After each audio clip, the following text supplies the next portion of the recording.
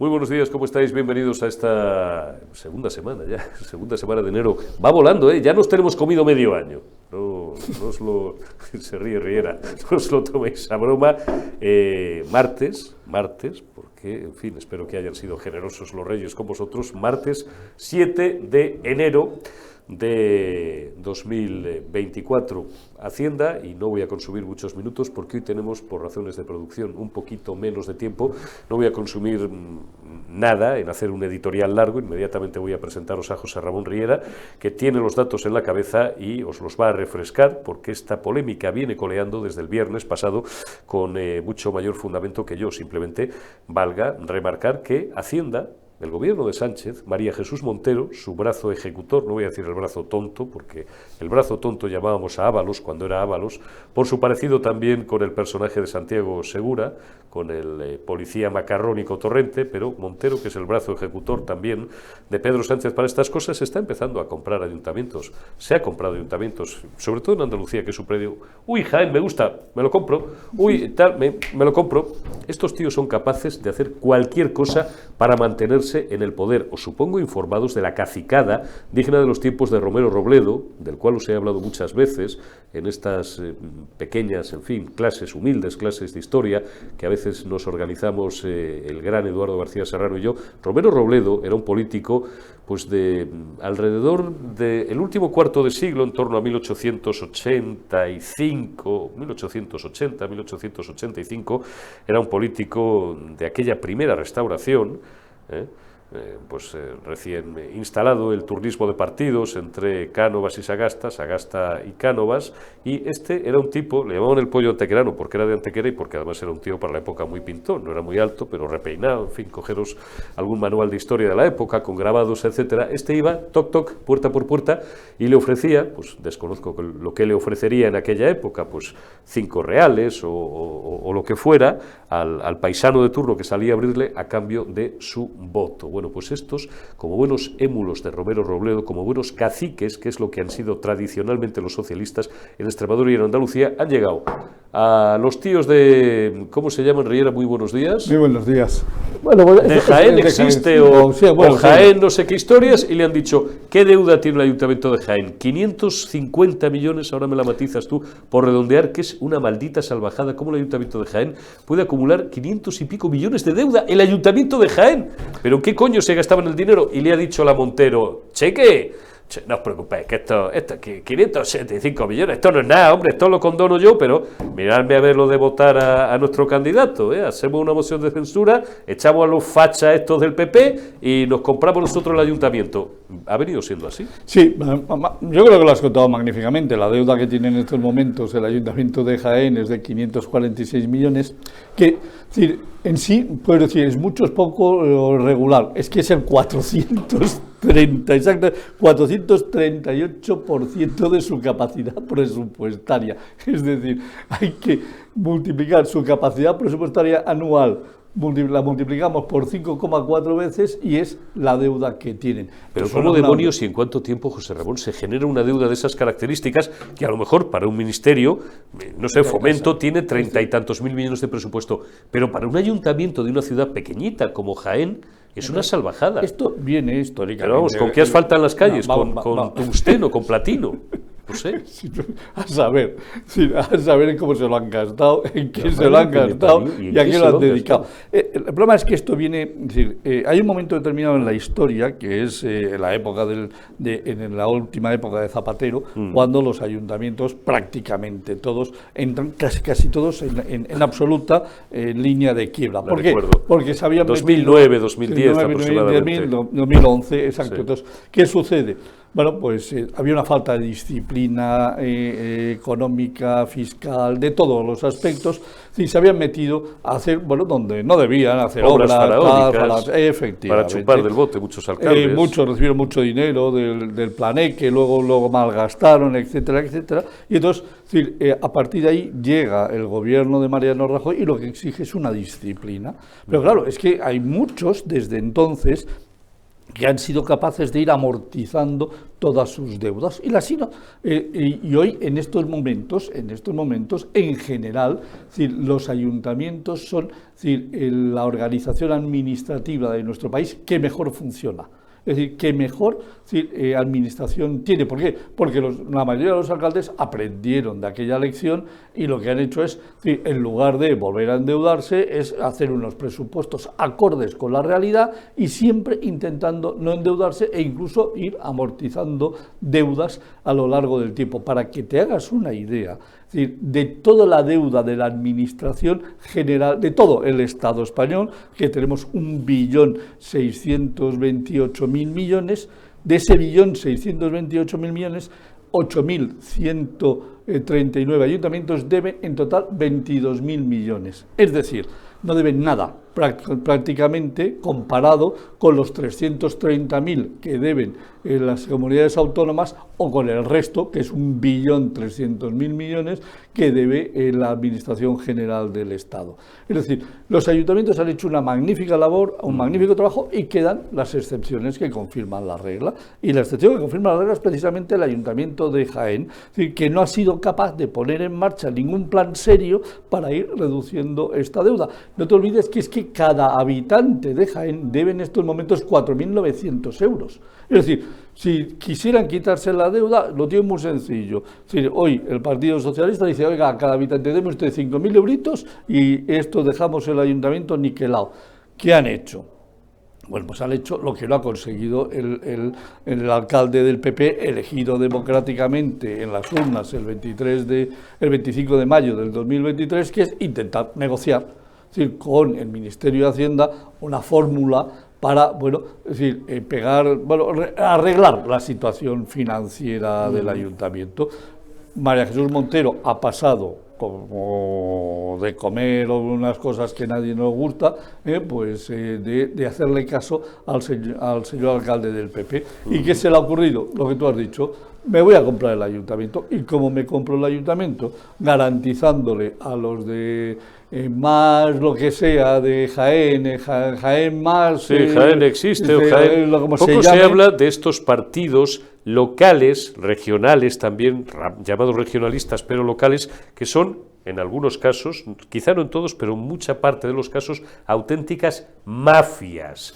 Jaén, no sé dónde, el cojón de pato de arriba también existe, no sé cuántos, que se venden al mejor postor del bipartidismo, al PP o al PSOE. Les ponen millones encima de la mesa y tal. Recuerdo un partido, sin compararles con los tipos estos de Jaén, lo que coño sean, que era Unión Mallorquina, con una tipa que se llamaba María Antonia Munar, que a nuestro amigo Eduardo Inda le amenazó 50.000 veces cuando dirigía el Mundo de Baleares y con meterle en la cárcel y demandarle y querellarle y tal y no sé qué, y que además reconocía en privado con todo su papo que le daba igual, que le dijeran, que le cayeran querellas, que le fiscalizaran y tal, como que la que mandé, que era, el juez creo que la llegó a definir en las muchas sentencias que le cayeron luego a esta gente, no como un partido, sino como una organización para delinquir. No estoy insultando ni estoy atribuyendo nada a los señores de Jaén Existe o lo que coño se llamen, pero sí estoy diciendo que muchas veces estos partidos funcionan como mafias locales. ¿Para qué? Para recaudar dinero, porque sacan un concejal, 2, 3, que en este caso 3, que los ponen o al servicio del PP o al servicio del PSOE. ¿A cuánto está el kilo de concejal en la última lonja? En el último cierre del mercado bursátil, ¿a cuánto ha cerrado el concejal de Jaén? Pues eso. Vamos a ver, aquí tenemos el gran problema, se llama desde el Ministerio de Hacienda, que es capaz de hacer lo que tú acabas de explicar, de comprar. Vamos a ver, esto es una compra. Porque, es decir, ¿esto es una renegociación de la deuda o se la condona? No, se la va a condonar. ¿Se la va a condonar? Se la va a condonar, como le va a condonar 15.000 millones. Y si empieza a condonarle a 30 ayuntamientos de España, ¿quién paga eso? Pues vamos a ver, tú y yo, ¿quién lo va a pagar? Pues vamos a ver, si le condona 500 millones a un ayuntamiento y lo divides... ¿Pero ese dinero qué es, de María Jesús Montero y de Pedro Sánchez? Sí, claro. Es que no sabía, es por situarme. Claro, perdóname. Claro. ¿De quién es el dinero? Del mismo dueño que la Fiscalía de Sánchez. Pues, vamos a ver, ¿quién regala 1.750 millones a sus amigos? Pedro Sánchez. Pedro. Sí, ¿quién permite un fraude fiscal de 182 millones de euros al Dama? María Jesús Montero. Claro. ¿Quién, porque quién Hacienda tiene... lo sabía desde el 2021, claro, la situación de lo estas empresas. saben todo perfectamente. Como bien informado The Objective en ese caso, que es quien mejor lo informó. saben todo perfectamente. La agencia tributaria tiene el mejor sistema de información que hay en este país y en media Europa. Y en medio mundo, sí. Y en media Europa, en medio mundo. Con lo cual, sabían perfectamente el choriceo de Aldama, claro que lo sabían. Otra cosa es que llegue un inspector, se lo diga al jefe de inspector, se lo diga al director general de la agencia tributaria, tú quieto. El director general se va al presidente de la agencia tributaria, le digo, tú quieto hasta que yo hable con quien tengo que hablar. Y el presidente habla con quien habla, con la ministra. Tú quieto. Vamos a ver, esto es así, tú quieto, tú parado. Ya te diré yo cuándo. Sí, esto funciona así. ¿Y qué hacemos con la gente que la llaman a Guzmán el Bueno por una factura de 300 euros? Pues declararte insumiso. Ya. Claro, el problema es que como tengas dinero en el banco te te lo van a... hostia de cojones, te pegan una multa, te levantan el dinero del banco, te embargan, te anotan en cuenta, te señalan todas las propiedades que tengas, el coche. Prepárate el día que esté el euro digital, que a lo mejor algunos sí que nos declaramos insumisos, porque ya no tendré dinero en las cuentas corrientes. A ver cómo entras en mi wallet. Anda, que está. No despistas. Yo lo tengo preparadísimo. No despistas, sí, porque además ahí sí que os digo una cosa. Hacienda tiene el mejor, lo acaba de describir Riera mejor que yo, el mejor servicio de información y tal, pero bueno, hay asesores, gente joven y no tan joven, que ahora mismo se mueven como peces en el agua en el mundo de las criptomonedas, del manejo de sociedades en el extranjero. Una simple y triste wallet ya no es tan fácil, de entrar en ella, Pero ¿sabes qué pasa con eso? Que eso es verdad que cualquier ciudadano corriente, incluso los que no tengan una noción muy detallada de cómo funciona el sistema fiscal, el sistema monetario y tal, pero bueno, si tienes un buen asesor, tal, pero ahí vas a seguir condenando pues a lo mejor al jubilado que no sabe o al que no tiene disposición de pedir asesoramiento, porque si no tienes nadie a mano tienes que pagarlo y es caro. No te preocupes, haré vídeos especiales desde, si el gobierno lo permite, con mi socio, es decir, Ignacio Vasco, que de esto sabe, es mi asesor en este tema, para que todo el mundo lo sepa, sobre todo para los jubilados, sobre todo para estos señores a los que les roban la cartera. Vamos a ver, esto es una vergüenza nacional. Claro. O sea, el dinero se creen que es suyo, y claro que lo tienen que administrar, pero no es suyo. Y entonces, cada vez que deciden que van a regalarle 15.000 millones a la Generalitat catalana, nos están quitando 15.000 millones al resto de los españoles. Claro. Porque si además le dan una agencia tributaria a Cataluña, al final esos 15.000 millones no los pagan los 7 millones y medio de catalanes, ni los 3 millones de vascos y navarros, lo pagamos los 40 millones restantes de españoles. Y si esto se lo regalan a los señores de Jaén, lo vamos a pagar también de momento los catalanes, que se chinchen, que también lo van a tener que pagar los catalanes. Los vascos no, los vascos van por otra vía, los vascos van por otro tema, y los vascos van como pueden. Y ese es el gran problema que tenemos en este país. El gobierno se cree que el Estado es suyo. O sea, vamos a ver, la demostración palpable se llama, número 1, Begoña Gómez. Se ha creído que la Moncloa es suya y lo ha utilizado para hacer sus negocios. El segundo que se lo ha creído, David. Oiga, no, perdóneme, yo soy aquí el cojo director de orquesta. Usted que va a ser director de orquesta, ni músico, si usted le viene justito el do, re, mi, fa, sol. Con perdón. Y desde luego, es decir, le han preparado todo desde el Ministerio de Hacienda, desde la agencia tributaria, cómo ha tenido que hacer para que no tenga que declarar en España. Ay, amigo, el Estado es suyo. Y ellos se creen que el Estado es suyo. Y ya se acabó el buenismo. Es decir, Eurico, tenemos que empezar a poner los puntos sobre las íes, y decir, se acabó, hasta aquí hemos llegado. Y si no lo hacemos, seguiremos culpables de seguir manteniendo a toda esta panda de facinerosos. ¿Y por qué? Porque se creen que el Estado es suyo y con el dinero van a hacer lo que les dé la gana. Y no, señores, el dinero es de los españoles. Hasta ahora en los últimos 49 años ha sido así. El dinero es de los españoles y hay que administrarlo y hay que gestionarlo y hay que usarlo correctamente. Y lo que no podemos hacer es que se gaste en gambas en coca, en señoras de buen vivir, y en apartamentos de lujo con las mordidas que genero por la venta de las mascarillas, que ya está bien, es decir, de tener que aguantar a toda esta panda. Y cuando no, a un señor de Canarias, Tito Berni, que hacía exactamente lo mismo que hacen el resto, es decir, que ha hecho Ábalos y que ha hecho Aldama y que ha hecho el Coldo y que han hecho todos los demás. Esto, es decir, hay que de estar denunciándolo todos los días del año, a todas las horas y en todos los momentos. Y lo de Jaén es una vergüenza, es intolerable. De acuerdo que son 500 millones de euros. Oiga, no, que no es una cuestión de que sean 500 millones. Usted no puede comprar un ayuntamiento pagando 500 millones por ello. No, señora. O sea, usted no está autorizada, usted no puede. Hay que mandarle al Tribunal de Cuentas, hay que decirle a la AIREF y hay que decirle a todos los organismos que tienen control sobre las finanzas de este país, es decir, que les investiguen, que los auditen. La Intervención General de la Administración del Estado tendrá que decir algo si de verdad se condona esa deuda. No puede ser. Pues, la Intervención General dirá lo mismo, espero que no, pero perdón, que me perdonen. Aquí tenemos uno de nuestros mejores amigos, pertenece a la Intervención, al cuerpo de la Intervención, que es Mario Garcés, pero a lo mejor pues dirá lo mismo que la Abogacía del Estado, que la Fiscalía, que algunos jueces del Tribunal Constitucional. Es que, claro, han fagocitado las instituciones hasta un extremo, claro. que les importa, con perdón, les importa 3 cojones todo. Sí, vamos a ver, vamos a ser realistas. Los señores inspectores de Hacienda y los subinspectores tienen un bono de 575 millones de euros que depende de la ministra, del presidente de la Agencia Tributaria y del director general de la Agencia Tributaria, el que les llegue esos 575 millones en bono o no les llegue, y por lo tanto los tienen calladitos. Es decir, ¿por qué? Porque un inspector de Hacienda debería, cualquiera, haber denunciado esto.